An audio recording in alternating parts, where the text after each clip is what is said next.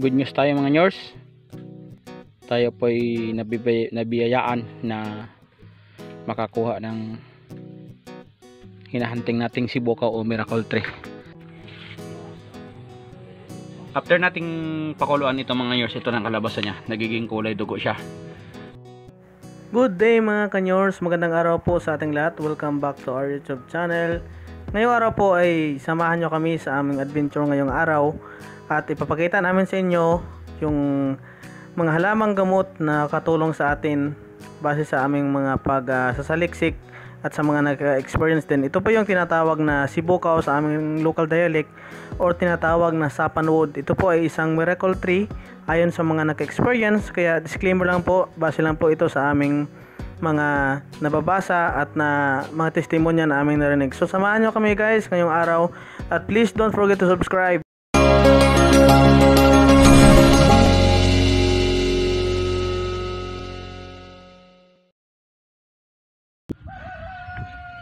Good day, isang pagpalang araw sa ating lahat mga nyors, at on the way po kami papuntang bundok. So this time mag-hike kami. Yung purpose namin ay hanapin namin yung mailap na tinatawag nating sibukaw wood or sapan wood, or tawag sa ibang dialect is Indian red wood. So sang nakikita natin na napakaganda po ng medicinal value ng kahoy na ito sa ating katawan.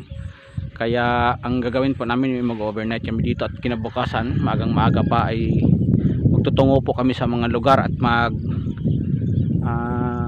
hike po kami at tutungo kami sa iba't ibang lugar kung saan matatagpuan.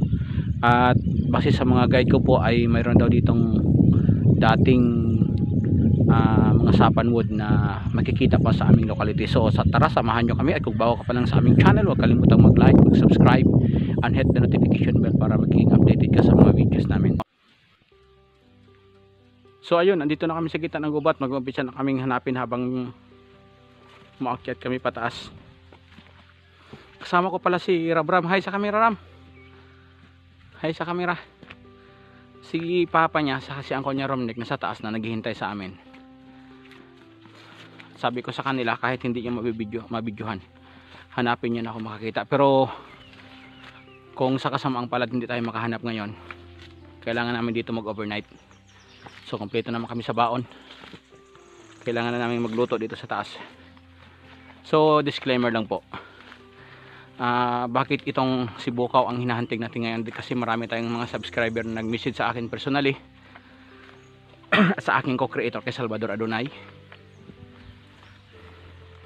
at sa aking messenger na dokumentuhan daw at hanapin yung mailap na sibukaw na puno.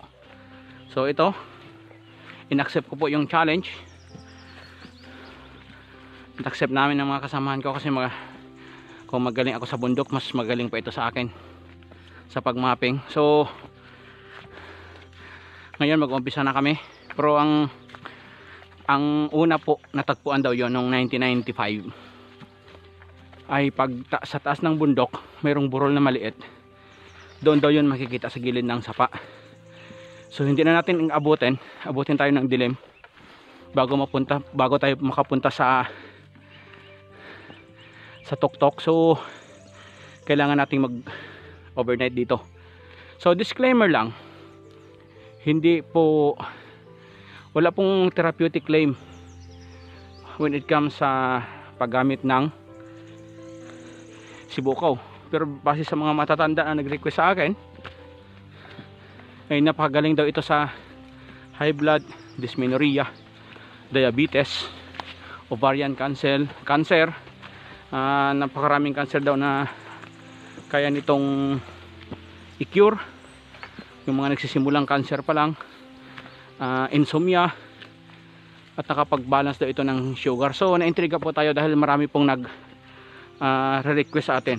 So kaya as we accept the challenge, kasama yung team ko, samahan nyo kami na sana by God's grace matatagpuan natin yung sibukaw na yan. Time check, it's 4:30 PM mga nyor. At naghiwa-hiwalay kami para sa paghahanap ng sibukaw, pero hanggang ngayon hindi pa kami nakakita.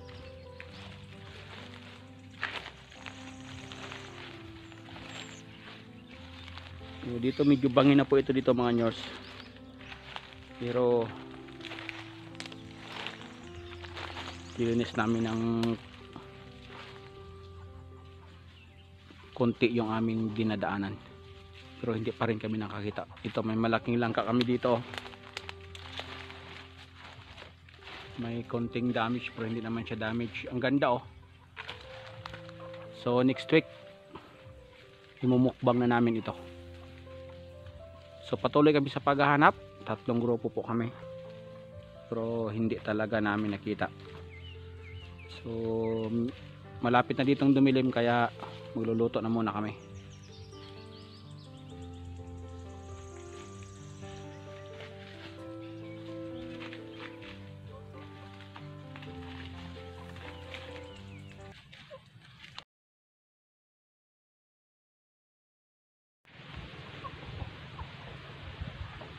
Ayun, time check, it's 6:30 AM. At dito po kami nag-overnight ngayon sa bundok. Tara, kape tayo. Pagkatapos nito, mag-uumpisa na po kaming maghanap ulit ng aming mailap na sibukaw. Kahaya na si camera noy. ng mailap na sibukaw, kasi kahapon hindi namin nakita. So after nito, may hinihintay lang namin yung mga kasamahan namin na andun sa baba. Mag-uumpisa na ulit kami. Sana makatagpuan natin ngayong araw, kasi kahapon ginabi na tayo, kaya dito tayo nag-overnight. Pamahaw ya. Buhay mo kung galay mo tanggap. Why? May patong na bayad maya. Pwede ito niya. Pero ang garap mo ulit sa tabahan mo. Tapos ko mapon. Dahil sa mga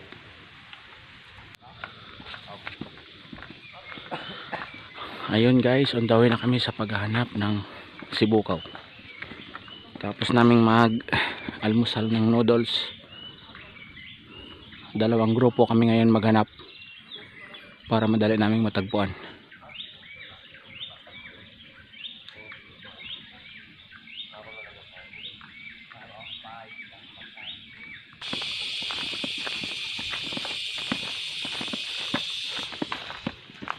So guys, pupunta na kami sa area kung saan unang nakita ang sibukaw. Sana may natira pa dito ngayon, kasi matagal ng panahon daw dito may tumutubo. 2 grupo kami, iba na sa kabila.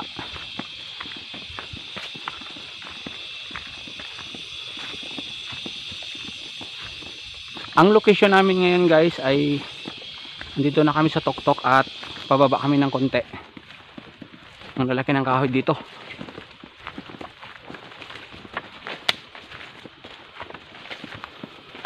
So simula kahapon na paghahanap, sana matatagpuan na natin ngayon.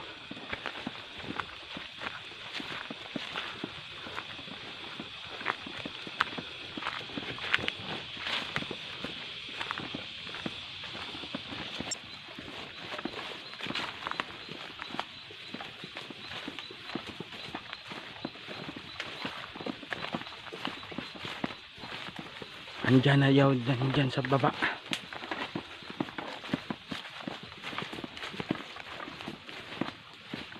Ang hirap hanapin ng sibukaw, pero may daan dito.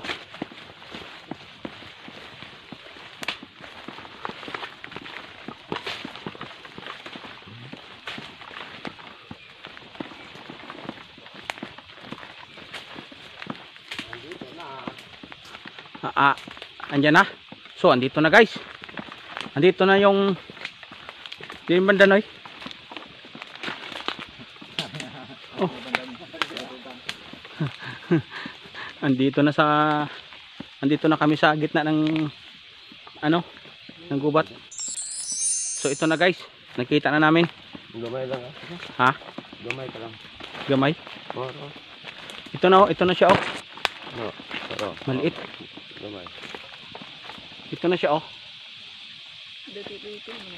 Ayan, parang sampalok. Ito yung ano niya. Ito yung branch niya. Maghahanap kami ng medyo malaki. Ito na yon.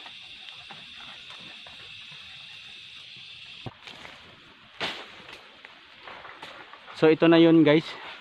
And the wait is over. Andito na yung puno ng sibukaw.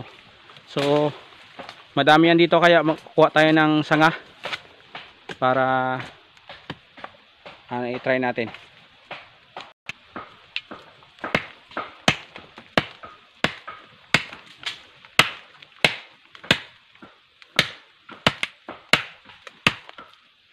Bata pa, wala pa masyado pula, no?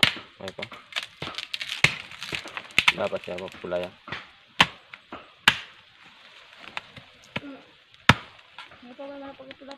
Ito kapag kabata pa lang siya, wala pang pula. So hinahanap natin yung branch na patay na para makita natin talaga, kasi maroon siya ditong kulay pula, yun yung gamot. Ito bata pa lang to, pero tinanggal natin yung sanga.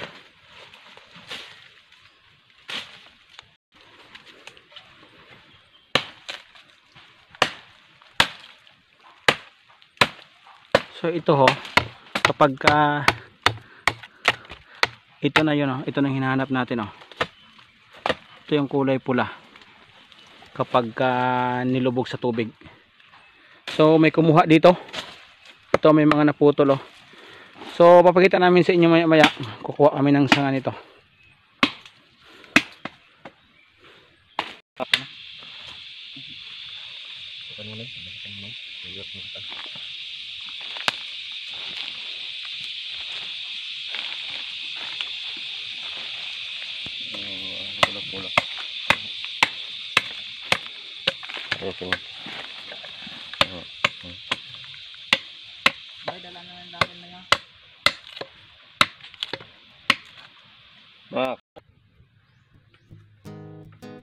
Good news tayo mga nyors. Tayo po ay nabiyayaan na makakuha ng hinahunting nating sibukaw o miracle tree o sapanwood. Ito yung itatanim natin oh. Ganda ng ano niya, ganda ng bunga niya. So abangan nyo yung susunod nating proseso nito, kasi ating ilalaga pagdating sa bahay at saka papakuluan natin at saka inumin.